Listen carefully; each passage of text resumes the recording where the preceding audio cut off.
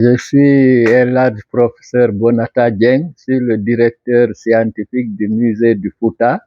Je suis sociologue, historien, chercheur de la première génération de l'université guinéenne.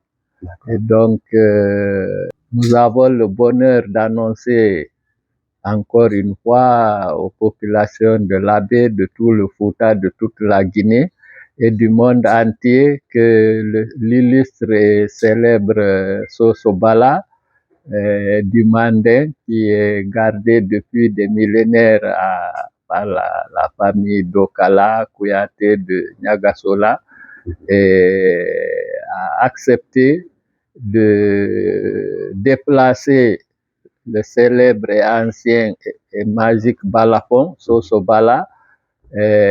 Tout le monde connaît plus ou moins l'histoire de ce balafon mythique qui date de plusieurs milliers d'années et qui est lié aux illustres ancêtres de notre histoire, Soumaoro Kanté, Soundiata Keita, tout ça.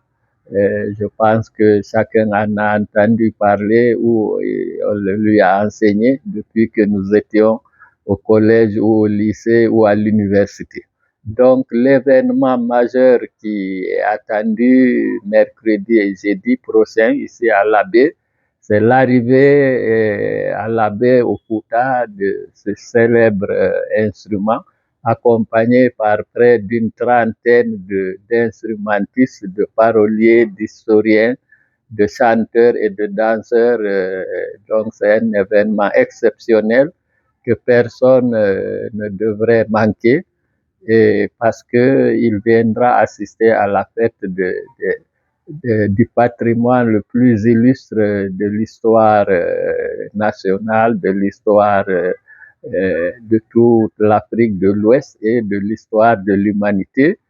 Parce que, bon, si vous ne savez pas, le Soso Bala est inscrit au patrimoine immatériel de l'humanité depuis plusieurs décennies. Et ça, c'est un privilège unique parce que pour la Guinée, c'est le seul monument, le seul patrimoine qui est inscrit à l'UNESCO. Donc, c'est un privilège d'assister à venir de très près pour voir le célèbre balafon, l'entendre, entendre son histoire et surtout participer à la fête donc de tout ce qui va se jouer. Le mercredi, ce sera la première cérémonie à l'amphithéâtre du NICFP, que vous connaissez.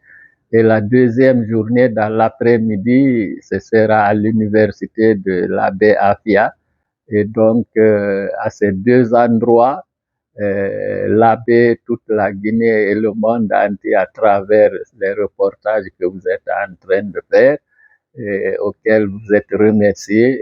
C'est toute l'humanité à vivre cet événement, qu'il plaise à Dieu, Inch'Allah. La tradition est très stricte là-dessus et je pense que c'est une première que tout cela a pu être pensé et qui va être exécuté.